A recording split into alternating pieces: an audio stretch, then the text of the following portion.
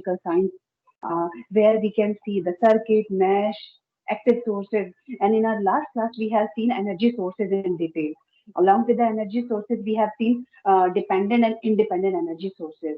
I mean, if the energy source is depending on some other parameters of the circuit, of the same circuit, so we say that the sources are depending on something. Until we are not aware about the values of other parameters, we cannot measure the current, we cannot measure the energy of the active energy source. So that is what the dependency of any energy source. We have seen the complete classification of energy sources. Let's start the KCL and KVL. You have heard this KCL and KVL, and the KCL stands for Kirchhoff's current law. KVL stands for Kirchhoff's voltage law. If I start with the Kirchhoff, Kirchhoff is its inventor's name. So he decided, if I'm using any electrical science, so how can I analyze my circuit in terms of current and voltage? So he has given two initial laws, though these laws are comprehensive laws and they solve some simple kind of electrical circuit. But if the circuit is somehow complicated, circuit is having more number of energy sources, active and passive components along with it. So solving by KVL and KCL becomes somehow tough situation. So now we start with KCL and KVL. You all have seen KVL and KCL in an 11th and 12th syllabus, but now for basic electrical science, we have to see the KCL and KVL in detail. So let's start with the KCL. KCL stands for Kirchhoff's current law. If I talk about Kirchhoff's current law, it says in any circuit, the algebraic summation of current at any point, at any node is always zero.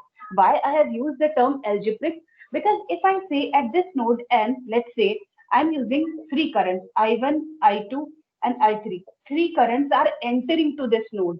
And let's say for a case, I4, I5, and I6, I7. These four currents are ejecting from this terminal. They are outward from this terminal N. So I1, I2, I3 are the inward currents. They are the incoming currents. I4, I5, I6, I7, all four currents are the outgoing currents. So in that case, if I use the definition of KCL, it says at any point, at any junction, at any node, the algebraic summation of current at any node is always zero. What it means? It means at n, I1 plus I2 plus I3 is equals to I4 plus I5 plus I6 plus I7. So it becomes the algebraic summation of current. I can write this equation in this way.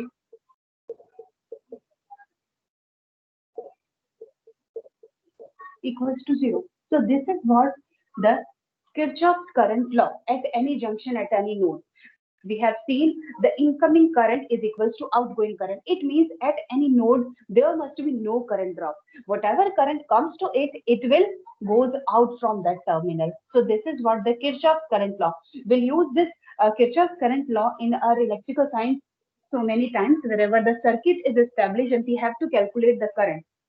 Now come to the KVL, Kirchhoff's voltage law. This Kirchhoff's voltage law represents Kirchhoff's voltage law. To understand this Kirchhoff's voltage law, first we need to understand why we're talking about the voltage. In the previous case, we have considered current. Now we'll take the voltage. Let's take an example. I'm using one energy source which is represented by V volt. Let's say for a time, some passive components are connected with it. So here, one active component, three passive components are connected.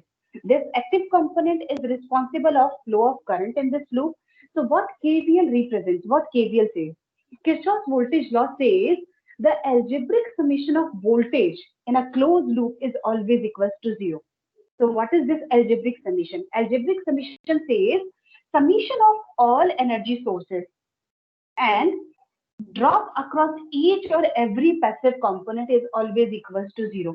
So what it is, let's say these passive components are dropping some voltage as we have seen in our previous class.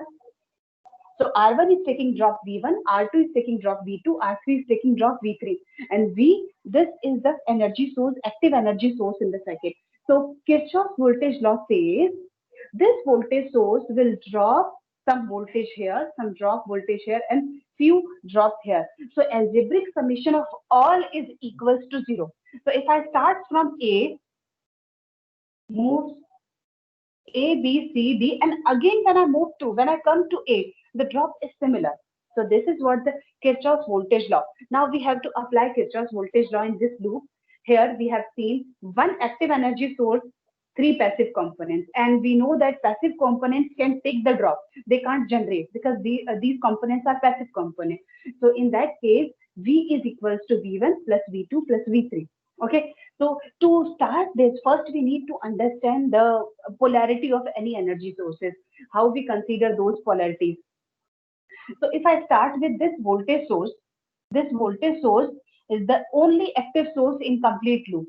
And I know that active energy source can generate the energy. This is responsible for drop V1, V2 as well as V3. So algebraic summation of all voltage equals to 0. V1 plus V2 plus V3. So I can say the statement of KVL is algebraic summation of all EMF energy sources plus summation of IR equals to 0. This is the statement of Kirchhoff's voltage law. Summation of all energy sources and the drop across each or every passive component. The algebraic summation of all is equals to 0. But the important is how we consider those polarities. Let's say I have taken here plus and here plus, and if they come to this side, they become V minus V1 minus V2 minus V3. So how we design those polarity, how we consider those polarity. So first we need to see the determination of voltage sign. I'll consider the circuit again for determination of sign.